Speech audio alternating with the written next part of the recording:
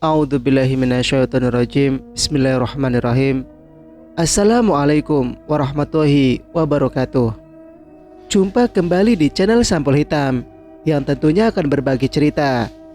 Dan untuk cerita kali ini masih melanjutkan cerita yang sebelumnya yang berjudul Misteri Kehamilan Zakia. Cerita ini ditulis oleh Yani Santoso. Dan bagi teman-teman yang ingin membacanya secara langsung, teman-teman bisa langsung kunjungi link yang saya sudah siapkan, ada di deskripsi. Oke, tak usah berlama-lama, mari kita ke ceritanya. Selamat mendengarkan.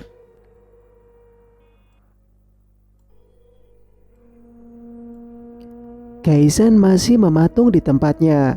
Mendadak, tubuhnya menjadi kaku, sulit untuk digerakkan. Masih dengan posisi semula, melirik ke arah samping, di mana sosok yang begitu mirip dengannya berdiri, menatap lekat ke arah Zakia sambil mengulum senyum. Sampean kembar, benar-benar sulit untuk dibedakan jika bertemu salah satu dari kalian, ujar penjual kue serabi lagi. Perlahan, Kaisan mengalihkan pandangannya menatap Zakia yang bengong seperti sedang kebingungan. Ingin sekali Kaisan membawa Zakia pergi secepatnya dari situ. Namun, tubuhnya terasa kaku.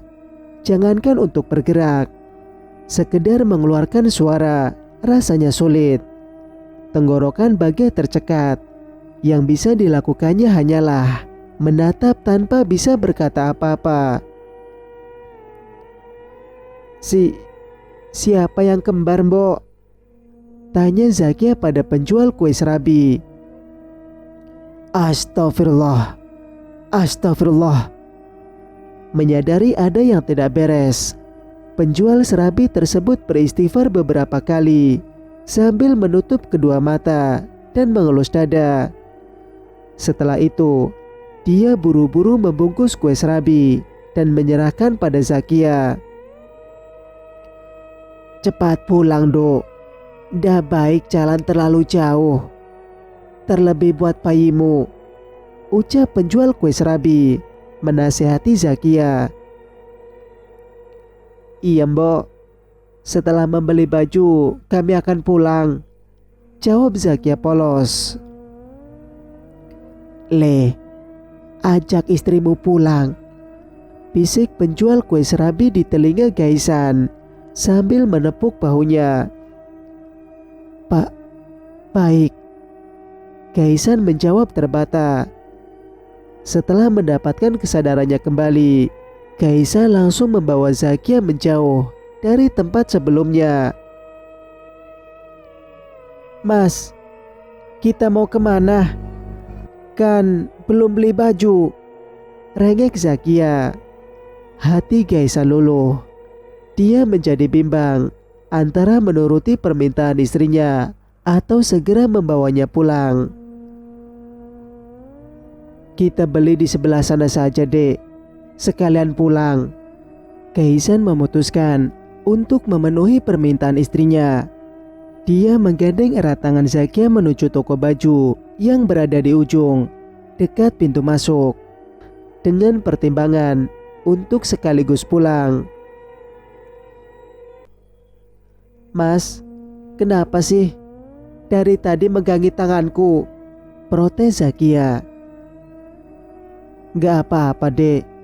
Kita kan sudah lama tidak berjalan seperti ini, jawab Kaisan. Mereka berjalan menyusuri jalan setapak menuju rumah.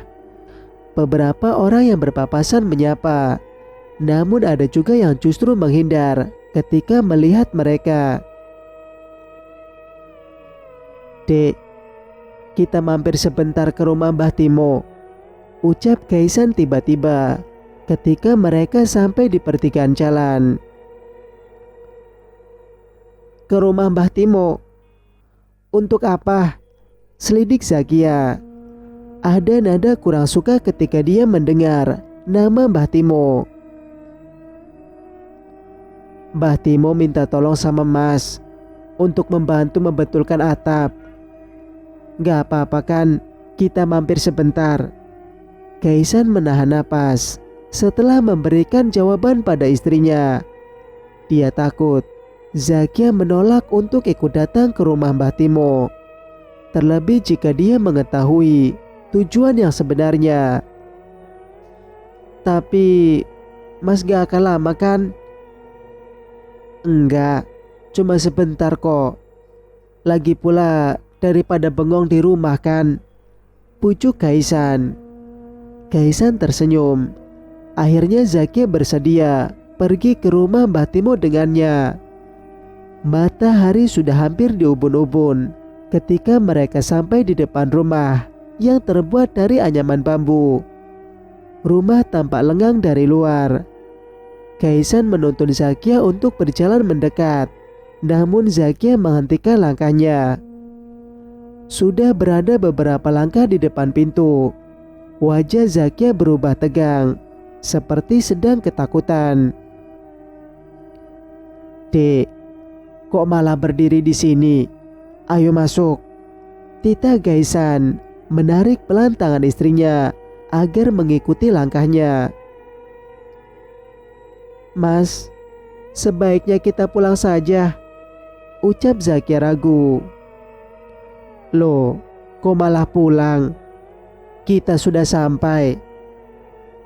Tapi aku...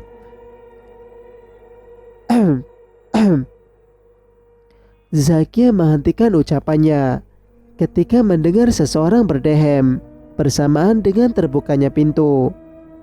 Tidak lama, muncul Mbah Timo dari balik pintu yang terbuka lebar. Kaisan, Zakia, ayo masuk, ucap Mbah Timo. Mas, aku nunggu di luar saja ya, pinta Zakia dengan wajah memelas. Jangan duduk di luar, Pak Mali, ayo masuk, ucap Mbah Timo tegas. Dengan ragu, Zakia melangkahkan kaki masuk ke dalam rumah. Masih dengan wajah cemas dan tegang, dia mengedarkan pandangan ke seluruh ruangan. Sudah, tidak apa-apa. Dia hanya butuh waktu untuk menyesuaikan dirinya setelah kejadian waktu itu, lirih Mbah Timo. Jadi, apa maksud kedatanganmu ke sini? Lanjut Mbah Timo. Kaisan menggeser tubuhnya lebih dekat dengan Mbah Timo. Lalu dia berkata dengan suara pelan, lebih kepada berbisik. Dia mirip sekali denganku, Mbah. Aku sudah melihatnya. Mbah Timo terbelalak. Wajahnya mendadak tegang. Ditatapnya Kaisan lekat dengan bibir bergetar. Lelaki tua itu berkata, kamu dalam bahaya, Leh. Mbah, dia bisa menggantikanmu kapanpun dia mau. Bahkan ketika kamu sampai di rumah nanti pun, dia bisa menggantikan posisimu. Kini wajah Kaisan menegang. Matanya terbuka lebar. Perlahan, dia menggerakkan kepalanya, menoleh ke arah Zakia yang duduk termangu dengan tatapan kosong. Apa yang harus aku lakukan sekarang, Mbah? Tanya Kaisan setelah beberapa saat terdiam. Mbah Timo menarik napas dalam. Wajahnya keruh, seperti sedang memikirkan sesuatu yang rumit. Tunggu sebentar. Aku akan memberimu sesuatu, ucap Mbah Timo. Setelah itu dia masuk ke dalam kamar. Tidak berapa lama, Mbah Timo kembali keluar. Pakailah ini. Jangan pernah dilepas, ucap Mbah Timo sambil mengikatkan sesuatu di pergelangan tangan Kaisan. Pulanglah sebelum hari makin gelap, lanjut Mbah Timo. Kaisan kembali menggandeng tangan Zakia. Matahari makin condong ke barat. Kilau jingga membuat mata silau kala memandangnya. Sesekali Gaisan menoleh ke arah Zakia yang berjalan di sebelahnya. Titik keringat menghiasi dahinya. Dia berhenti sejenak dan mengusap dahi istrinya dengan punggung tangannya. "Dek, apakah kamu lelah?" tanya Gaisan. "Tidak, Mas. Aku hanya ingin segera sampai di rumah dan mandi. Gak sabar rasanya pengen coba baju barunya," jawab Zakia. Matanya berbinar kala menyebutkan baju baru. Gaisan menarik napas lega. Kedua sudut bibirnya ikut terangkat hingga membentuk senyum kecil di bibirnya. "Akhirnya kita sampai di rumah," ucap Gaisan. Bergegas keduanya masuk ke halaman rumah. Baru beberapa langkah, tiba-tiba sebuah dahan yang cukup besar tumbang di depan mereka. "Awas!" teriak Gaisan sambil mendekap tubuh Zakia. Dahan tersebut jatuh tepat di depan mereka. "Kamu tidak apa-apa, Dek?" tanya Gaisan sambil memeriksa tubuh Zakia. "Aku tidak apa-apa, hanya terkejut saja," jawab Zakia. "Ya sudah, biar Mas bersihkan dulu dahannya. Kamu tunggu di dalam," ucap Gaisan setelah menuntun Zakia masuk ke rumah. Gaisan kembali keluar sambil membawa golok kecil. Bergegas dia menuju halaman dan memotong dahan yang baru tumbang menjadi potongan kecil, lalu mengikat dan meletakkan di sudut halaman. Selesai juga akhirnya," gumam Gaisan. Dengan langkah ringan, dia berjalan masuk ke dalam rumah, sehingga dia memutar dan memilih masuk lewat pintu belakang. Terbesit keinginan untuk mandi karena merasa badannya lengket dan bau keringat. Di ambang pintu, langkahnya terhenti ketika lamat-lamat dia mendengar istrinya sedang berbicara dengan seseorang. Bahkan sesekali terdengar tawa kecil Zakia. Perlahan, Gaisan melangkahkan kakinya menuju kamar. Namun langkahnya terhenti ketika matanya melihat ke dalam kamar yang gordennya tersingkap. Di atas tempat tidur, dia melihat Zakia menyandarkan kepalanya di atas dada seorang laki-laki. Dan yang lebih membuatnya terkejut, laki-laki itu adalah dirinya sendiri. Gaisan masih mematung, sementara mata lekat menatap pria yang memeluk Zakia di atas tempat tidur. Matanya panas, darahnya mendidih melihat pemandangan yang ada di depan matanya. Kedua tangannya terkepal dan gigi gemeletuk. Gaisan melangkah masuk ke dalam kamar. "Beraninya kau menyentuh istriku!" pekik Gaisan. Begitu jaraknya hanya beberapa langkah. "Siapa kamu?" dia bertanya. Perlahan dia melonggarkan pelukannya pada tubuh Zakia. "Harusnya aku yang bertanya. Siapa kamu? Kenapa berani masuk ke dalam kamar kami?" tanyanya balik. "Berani sekali kamu menyentuh istriku!" pekik Gaisan geram. Tangannya terkepal dan siap melayangkan ke wajah lelaki di sebelah Zakia. "Hentikan! Siapa kamu? Bagaimana kamu bisa masuk ke dalam rumah ini? Dan wajahmu mirip sekali dengan suamiku," tanya Zakia bingung. Dia menatap kedua pria yang ada di depannya bergantian. Tidak ada perbedaan di antara keduanya. Wajahnya, warna kulit dan postur tubuh, semuanya sama. Bahkan, baju yang mereka kenakan pun sama persis. Zakia menggelengkan kepala, tangannya memukul-mukul pipinya sambil berkata, Ini pasti mimpi. Ini semua mimpi. Dek, aku Gaisan, suamimu. Kenapa kamu tidak bisa mengenaliku? Ucap Gaisan. Kamu bohong. Kamu bukan suami Zakia. Akulah Gaisan, suaminya. Aku selalu bersamanya, pantahnya. Jangan percaya apa yang diucapkannya, Dek. Percayalah, aku Gaisan yang asli, suamimu, kekeh Gaisan. Tidak mungkin, kamu Gaisan palsu. Bukankah kamu baru datang? Sementara aku yang berada di sini bersama Zakia, pantahnya lagi. Percayalah, Dek. Tidak, dia bohong. Hentikan. Aku, ucap Zakia terbata karena bingung.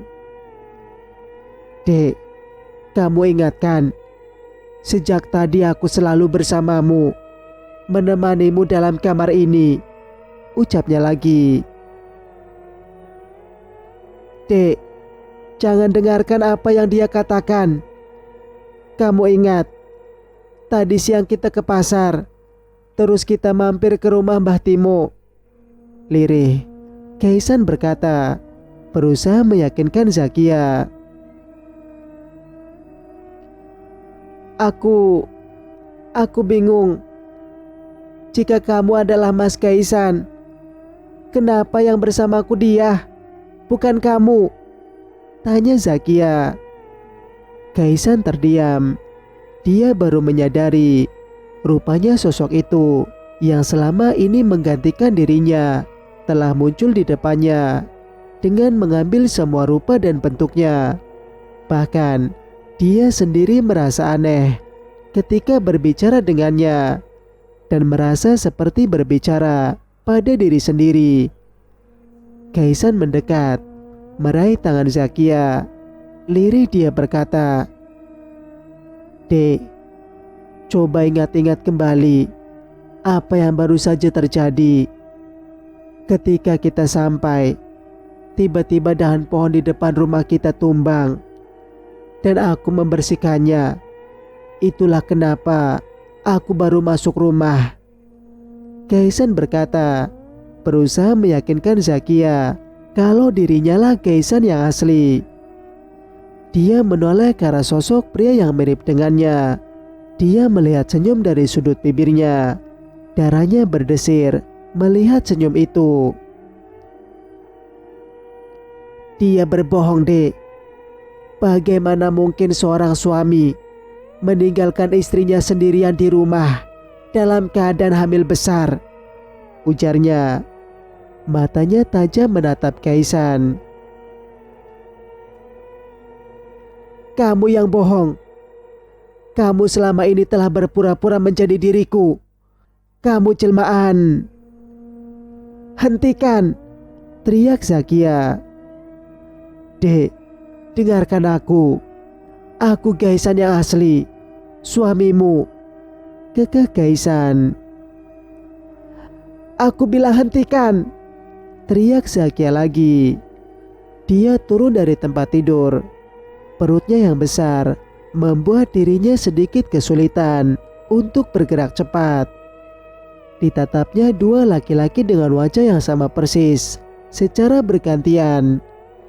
Dari ujung rambut hingga ujung kaki, tidak ada yang berbeda. Kini, Zakia merasa bingung dan pusing. Dia menggeleng pelan. Siapa sebenarnya kalian? Kenapa wajah kalian begitu mirip dengan suamiku, Mas Hasan? Tanya Zakia. Bibirnya bergetar ketika berkata. Kebingungan mulai melanda. Bahkan, kini Zakia merasa tidak yakin yang mana di antara dua laki-laki itu yang merupakan suami aslinya. Aku suamimu, Dek. Aku Gaisan asli. dia yang palsu. Keduanya masih saling mengaku sebagai Kaisan asli, membuat Zakia semakin bingung. Apa yang membuktikan kalau kamu adalah suamiku yang asli? Selidik Zakia. Dek, kamu mempunyai tai lalat di dada sebelah kiri. Dan aku juga tahu kamu suka sekali mandi di sungai kan? Ujar salah satu di antaranya. Bagaimana kamu tahu kalau aku punya tai lalat di dada sebelah kiri? Tanya Zakia. Tentu saja aku tahu, Dek. Aku kan suami kamu. Jawabnya sambil tersenyum. Dia palsu, Dek. Akulah yang asli. Kamu ingatkan, sebelum kita pulang tadi, sempat mampir ke rumah Mbah Timo? Tanya Kaisan. Iya, aku ingat. Jawab Zakia. Kamu pasti ingat kalau Mbah Timo memberiku sesuatu? Tanya Kaisan lagi. Iya benar. Berarti kamu Mas Kaisan yang asli. Pekik Zakia. Tunggu, Dek. Dia bohong. Ucapnya membuat Kaisan dan Zakia melongo.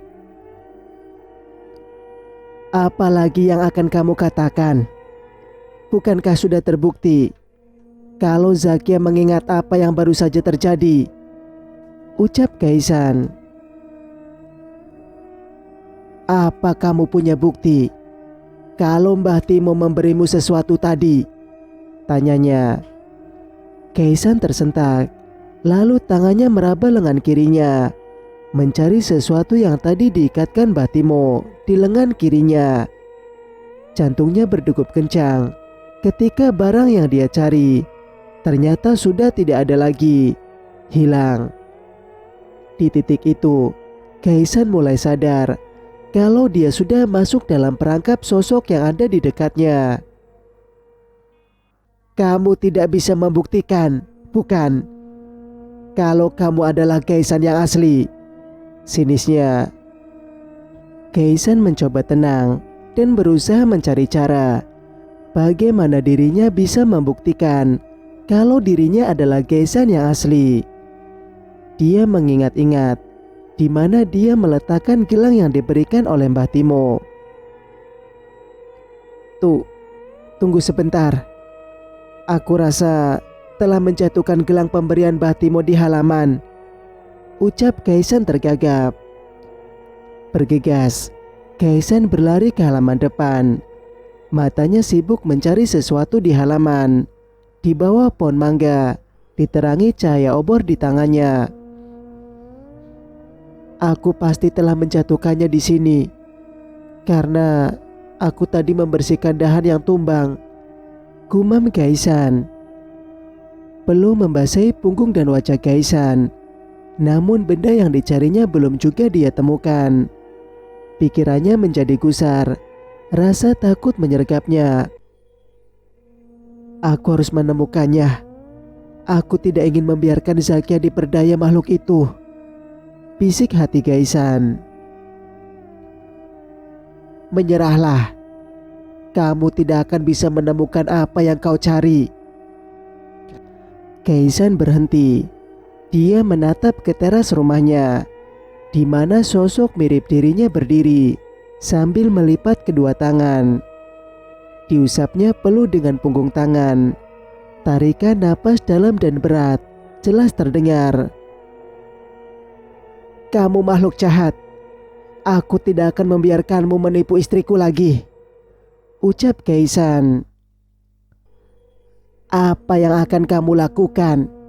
Zakia tidak akan percaya padamu lagi karena kamu sudah membohonginya. Tangan Kaisan terkepal, giginya gemeletuk. Pergilah. Kamu bukan suamiku. Kamu Kaisan palsu. Ucap Zakia yang tiba-tiba muncul dan berdiri di sebelah sosok Kaisan. Lidah Gaisan terasa keluh. Nanar ditatapnya wajah istrinya. Di bawah temaram lampu minyak, dia melihat wajah Zakia yang pucat dengan tatapan kosong mengusir dirinya. Dia tidak menyangka kalau wanita yang sangat dicintainya akan tega mengusir dirinya. Dek, aku akan membuktikan kalau akulah Gaisan yang asli. Lirih, Gaisan berkata. Begitu lirih hingga hampir tidak terdengar. Cerita pun bersambung. Bagaimana menurut pendapat kalian? Jika kalian suka dengan ceritanya, jangan lupa untuk like. Dan bagi yang belum bergabung, silakan untuk subscribe channel ini agar bisa mendengarkan cerita-cerita berikutnya. Wassalamualaikum warahmatullahi wabarakatuh.